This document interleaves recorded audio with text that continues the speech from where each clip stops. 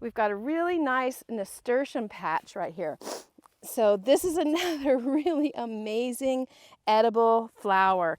So actually the leaves are edible also, but the flower is just, it's another one of these super spicy edible flowers. And so you can, oh, actually, the pods, these are edible. Look, it looks like a goat's head or something.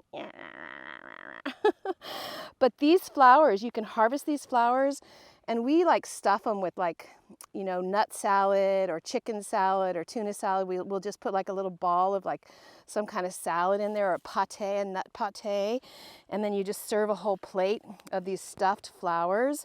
Or you can just eat them whole, or you can just take these petals, the nasturtium petals, and just decorate your food. Isn't that beautiful? Look at these colors.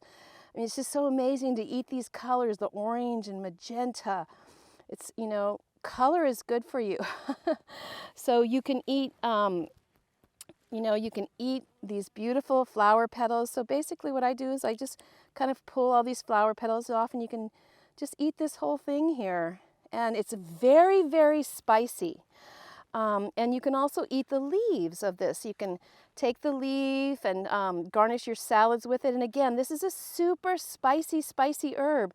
So you want to chop it up or put it in small amounts. And it's very antibacterial, so it helps with colds. It helps prevent infection.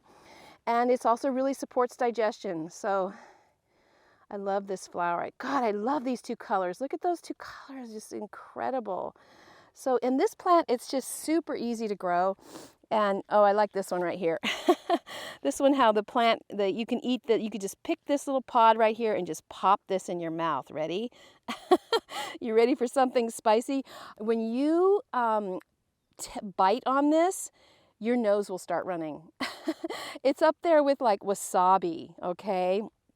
So this is a great, the nasturtium is just so beautiful, and it's a great edible plant. And yeah, it's a good one to know about.